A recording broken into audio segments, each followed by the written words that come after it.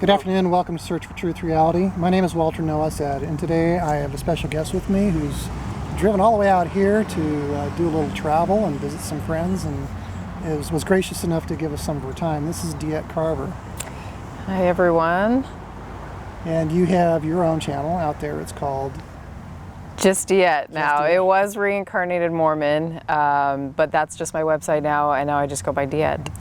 Would you care to tell everybody what your specialty is and why we're talking today? I guess the specialty would be channeling deceased loved ones and beings from other dimensions. Yeah, I think that's the base of it. And you mentioned in communication that somebody's been kind of pinging you. Yeah. You want to tell us about that? So Bill Tompkins, is that who you're? Yeah, so you interviewed him, and when he crossed over, and you and I had known each other before he had passed, but he sort of has been getting me to get a hold of you ever since he's crossed over. He's had me watch his interviews, which I never had watched before, but I'm so glad I did. So you had to sit through 3 hours of my interview. I watched a lot, and I watched a lot of others, like even from his earlier time, and I sort of understood why he was connecting us, because a lot of what he experienced and what he really wanted to shed to light is kind of why I feel like I'm here and why I'm channeling the beings that I am. So I've mentioned this before. I guess I'll say it again for some of the new viewers out there. Is that I'm a contactee. I've had an experience, and that's about as far as I go on camera. If you want to learn all the details of it, that's a conversation. But that's one of the reasons that Bill and I got along so well, I think. Yeah, he's really open to disclosure, and I think that is such a hot topic right now. And so he really, I think, reached out to me because I understand that disclosure isn't really, it's not only about ETs, it's kind of about our history as human beings and kind of like how we fit into this earth and why it's important to know that there's ETs, because we know that they are affiliated with humanity in maybe unbenevolent ways, and I feel like he was a big part of that. Mm-hmm. So what kind of role has ET played in your life? I guess basically waking me up to the reality of what world I'm in. Because I knew Earth was just, it didn't feel like everything didn't feel right, but I didn't understand it. And I had some visitations where I felt like I was downloaded with information that I understood that this Earth is a very unique place in that we are asleep. And yeah, so they just help wake different things up about our government, about why we have religion, and all these different paradigms that we have. I like what you said. You said that use the word important. Yeah.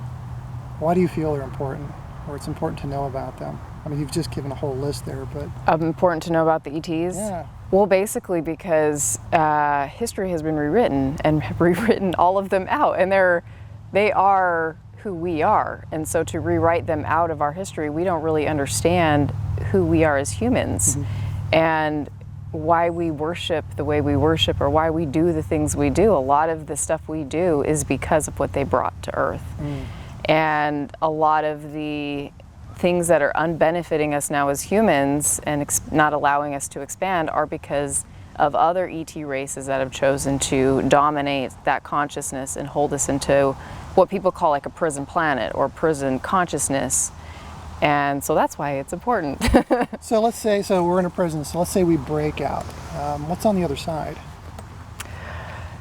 So the way I understand it is they will, the beings that still want to dominate will take those that we're not ready to break out, that are not understanding that they needed to expand their consciousness. So they will go into like another dimension, stay within like a lower dimension. Those that are ready, have this wisdom that they know that there are beings that are taking over consciousness and are able to break free, they move on to a higher dimension and can incarnate into higher frequencies. Sounds like the kind of the standard ascension story. Yeah, and we are in that ascension cycle. That's where Earth is kind of, cycled around, and now we're ready to break free from it. Do we have to die to ascend? I would say no. I would say no. I don't think that I think death is something that is important, but it's not part of ascension necessarily. Yeah, I'd pondered that. I'd wondered. It's been brought up quite a bit, and I've been asked, what is ascension? I'm like, yeah. How do you answer that? How do you answer that? It's a tough question. Yeah. Is there anything else you'd like to add before we move on to our next topic of? I don't think so. Okay. Want to bring in Bill? Sure, let's do it. Okay. Okay, so do you have a question of intent to see kind of what he would want to answer? Let's start with Bill. Dude, do you have any messages for us? Okay. Just what would you like to say? What would you like to tell Walter? What would you like to tell the world? Okay. Just give me 1 sec. Okay.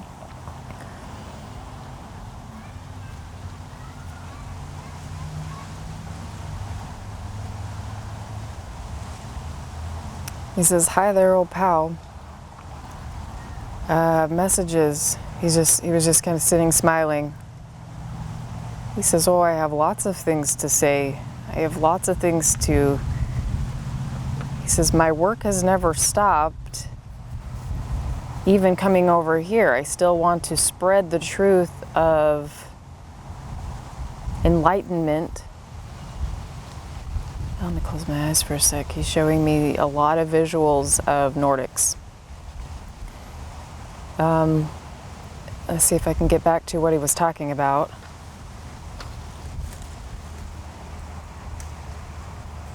Oh man, he's going into full visuals. So basically his visual is, he's showing me a lot of Nordics. It looked like a facility. And he showed me him younger with them now. Just like I thought.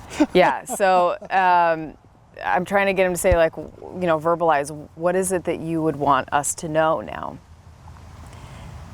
He says basically that we can have contact with you. We want to have contact with the masses, not just to give information to those that are elected or selected. We really want to be able to have a communication, he says, with all of communities. Let's see what else he says about messages.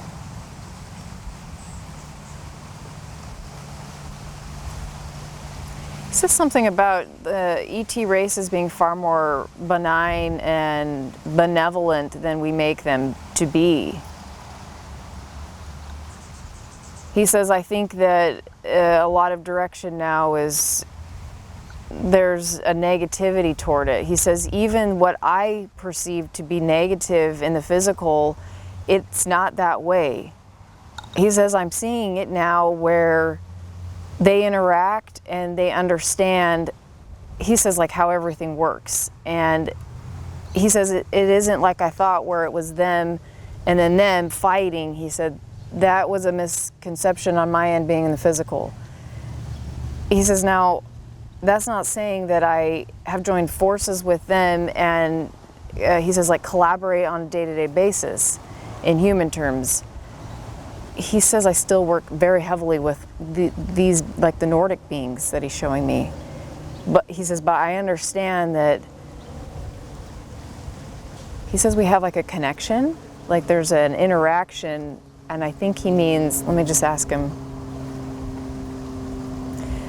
I'm asking him, would it be like more of an interaction with the Draconis that he had pointed out in Reptilians? And he's nodding yes, that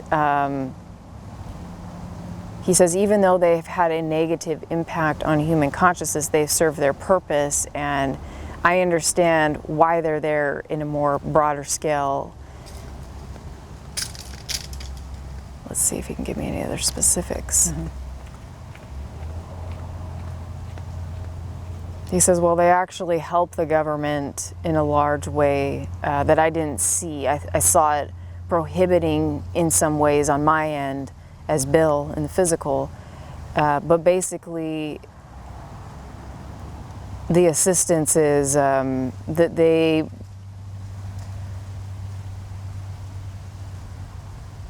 okay, so I'm asking him to just slow down. He's showing me a lot of like I guess technology that seems very advanced. Let's see what else he can show me. What else?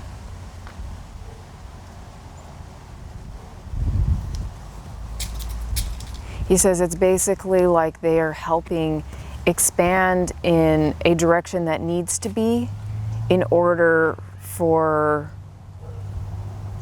I don't get what he's saying, like understanding.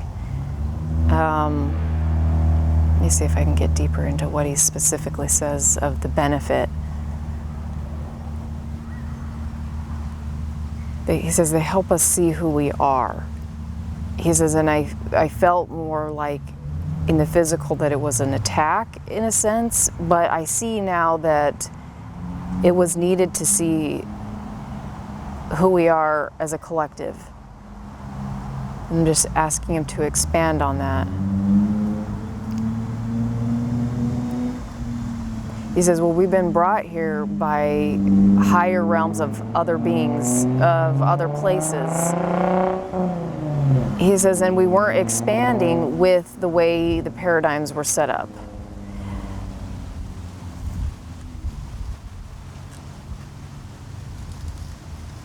He says, so I just understand now that the contributions that the reptilians and draconians have brought are actually what we needed.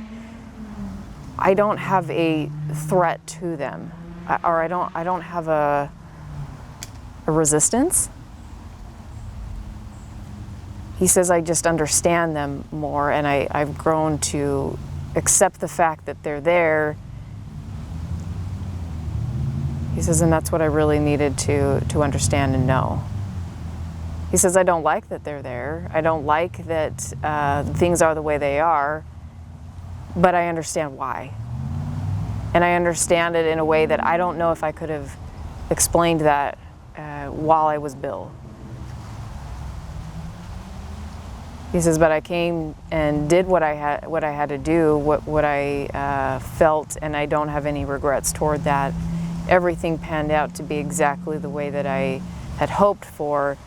I think the greatest misconception is that there is a larger picture, and I'm starting to see why they're there in the first place. And he says that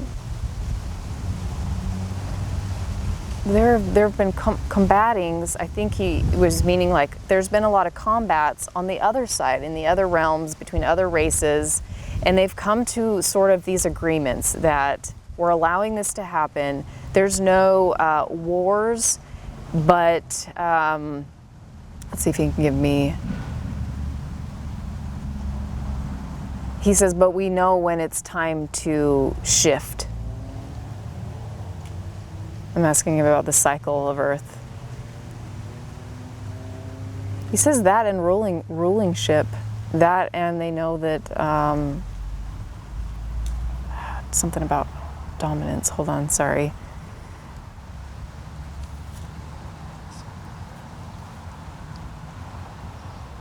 He says basically that each take their turn in overseeing Earth's affairs, and that's been agreed upon for a very long time, and that's something that that is assisted, and that's, he says it's the way it works. It's the way that it's set up.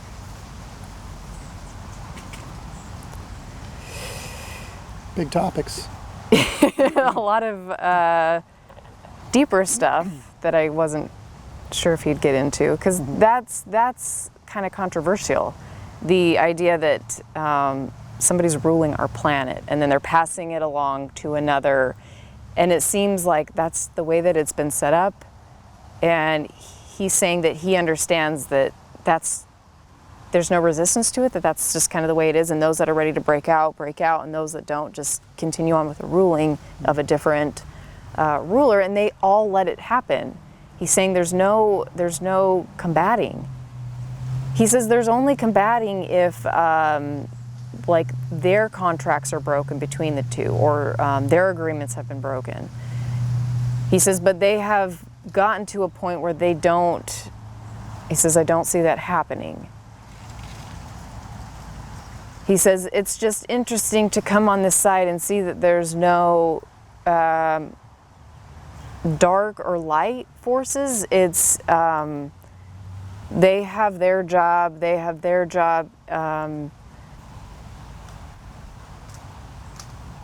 he says, and I let it be. And I let it be.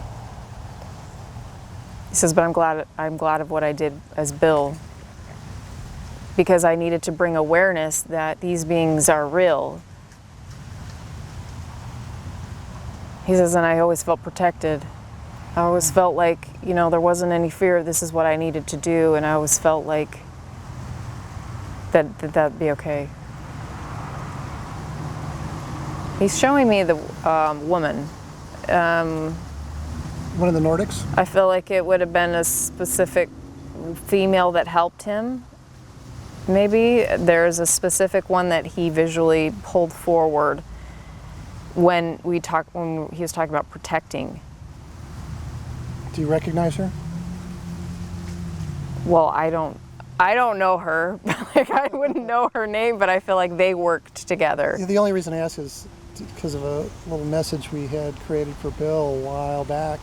Yeah, it was back in December, I think, for Bill. Oh, okay. Was it the one with the spaceship? With the Nordics. The Nordics came through. You identified the three of them accurately. I played really? Yes, I don't played remember. that message back for Bill, and he was just like, yep. He did, okay. Guy. Yeah, he was like, he knew. And, okay. And in that, it was an amazing message. I mean, you went for like 35 minutes on that message. Oh, okay. Yeah. So I don't remember like the visual of that time, but it seemed like he was connecting that had been a guide and a protector for him in this physical. So there were two women and one man. Yeah, he just showed me the one female this time, but yeah. Definitely the spacesuit though. I feel like was it a spacesuit? Yeah. Well, I'd asked you about what's the uniform of the day? Okay. Do they change? Yeah. Well, ask Bill. Ask Bill what the uniform of the day is. Okay. And you may be surprised. I'm hoping he tells you. Like he's showing me a lot of weird visuals now. He laughed and pulled back, and now he's showing me like there's one where there's like a collar and then like almost a dress, almost like a gold thing around, like outlining certain points. He kind of just like laughed and put his hand up. Yeah, and he's goofing off. He's being a goof. Bill, tell her about what you wrote about in the book at Douglas. What was the uniform of the day at Douglas?